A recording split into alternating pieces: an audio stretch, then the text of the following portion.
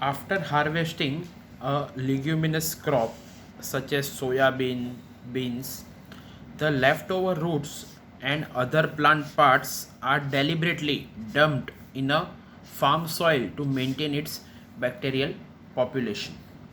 So after harvesting leguminous plant जैसे soybean है, beans है, तो इससे क्या किया जाता है, उनका जो लेफ्ट ओवर है डेट इज़ ब्रांचेस और वो है रूट्स नॉट उसके रूट नॉड्यूलर्स और वो जो है सब है वो सबको डंप किया जाता है, मतलब डिग करके उसको फार्म के अंदर ही रखा जाता है. किसके लिए?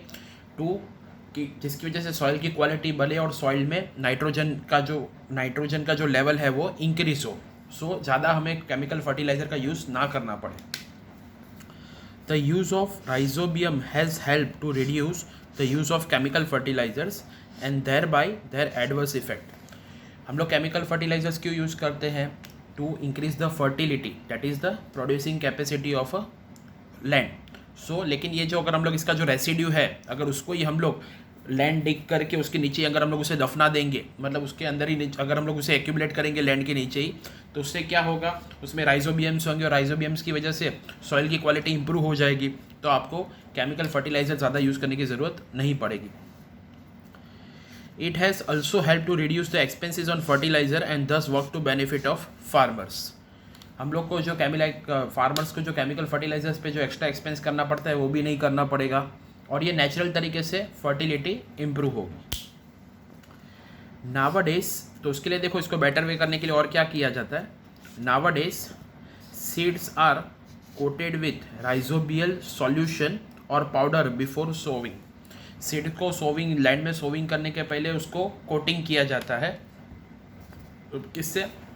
राइजोबियल सॉल्यूशन से, या उसके ऊपर स्प्रेड किया जाता है powder, rhizobial powder.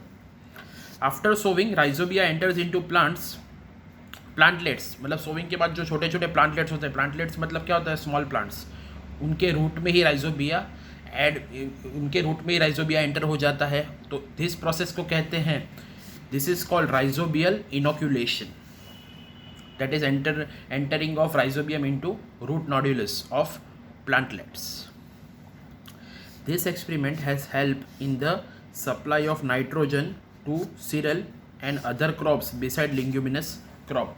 Leguminous crop के साथ साथ ये सब प्लांट में भी, क्रॉप्स में भी उसकी ये हेल्प करता है राइजोबियम. ओके, सो राइजोबियम ये बहुत ही फेवरेबल है किसके लिए? प्लांट्स के लिए. और सॉइल में भी अगर आपको आफ्टर हार्वेस्टिंग जो रेसिड्यू है वो भी अगर हम लोग फार्म में ही रखते हैं डिग करके, तो सॉइल की फर्टिलिटी भी इंक्रीज करता है. Okay, now the next part is yeast, जो हम लोग नेक्स्ट वीडियो में देखेंगे.